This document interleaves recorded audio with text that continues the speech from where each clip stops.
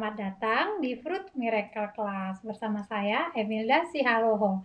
Nah, hari ini kita akan belajar tentang sistem reproduksi. Saya berharap peserta yang telah mengikuti kelas-kelas sebelumnya itu belajar banyak hal, dan bagi yang baru pertama kali ikut dalam kelas di Fruit Miracle Class ini, ya saya welcome dan saya mengucapkan selamat datang dan berharap pembelajaran ini boleh menjadi ilmu yang tepat, yang bermanfaat bagi setiap peserta, dan boleh mendapatkan solusi-solusi terhadap seputar permasalahan yang dialami terkait tentang sistem reproduksi, entah itu masalah menstruasi, masalah nyeri haid, masalah reproduksi, kesuburan, hormon-hormon imbalance di dalam tubuh kita, baik yang laki-laki maupun perempuan dan lain sebagainya. Dan hari ini kita akan belajar tentang sistem reproduksi ini.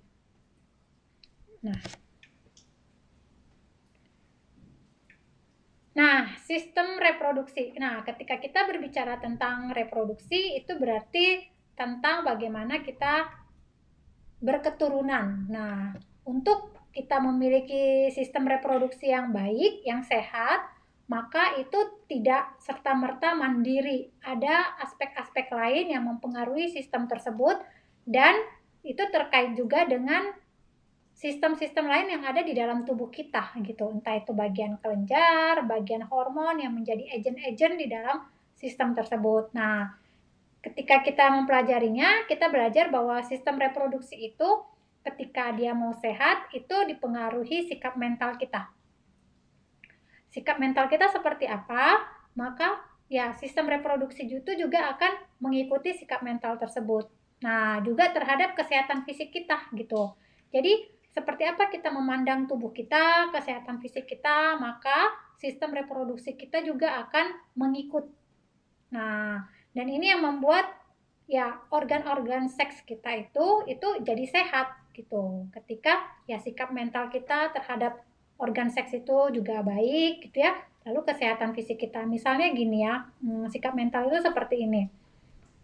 Ya, saya seorang wanita gitu ya.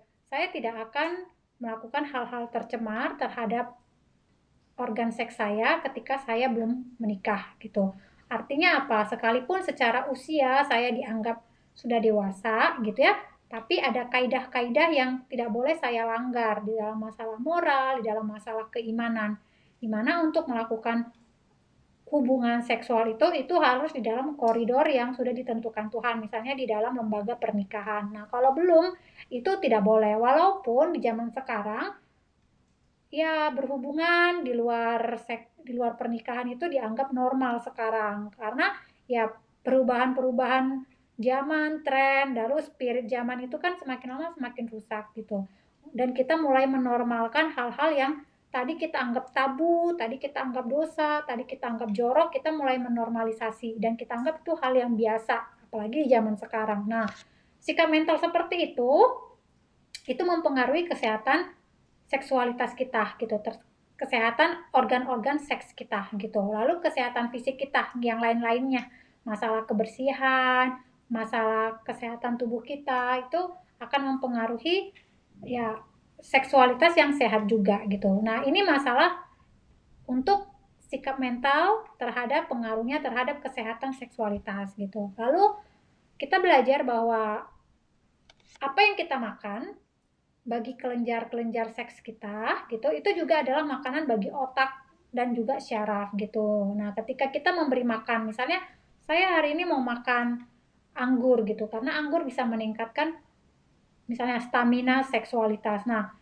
kita juga memberi makan pada organ otak, kita juga memberi makan pada organ syaraf gitu, karena itu satu kaitan gitu. Apa yang masuk ke mulut kita itu akan menyebar dari otak sampai ke kaki, dan semuanya akan makan makanan yang sama. Jadi ketika makanan itu sehat bagi organ seks, berarti sehat juga bagi otak, sehat juga bagi syaraf gitu ya.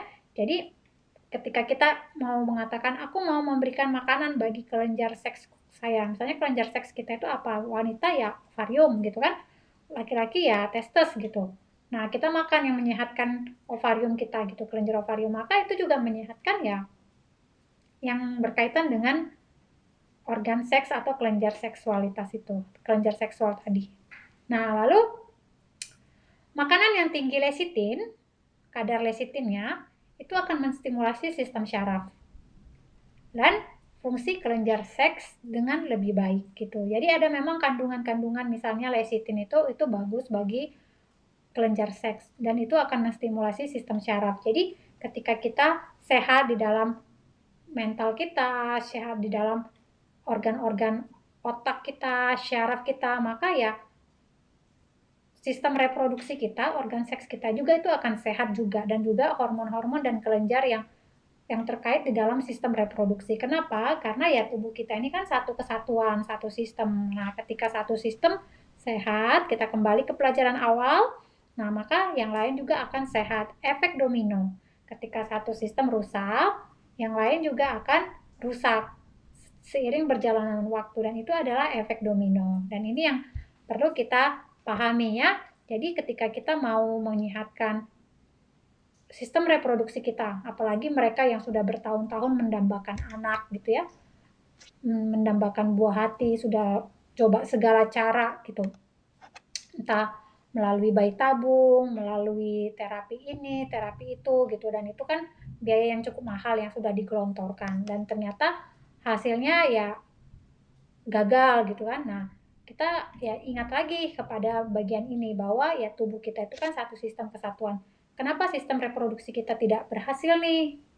Berarti kan ada yang masalah pada organ seks kita, ada yang masalah pada kelenjar seks kita, ada masalah pada hormon yang mempengaruhi seks kita. Nah, itu berarti kan sistem. Nah, ketika kita mau memperbaikinya, ya kita harus memperbaiki sistemnya dan demikian ya kita punya pengharapan bahwa satu hari nanti ketika sistem kita sudah kuat semuanya, sudah strong, sudah sehat, ya ada kemungkinan untuk ya bisa punya anak gitu ya dan juga masalah-masalah lain. Ini bagian introduksinya.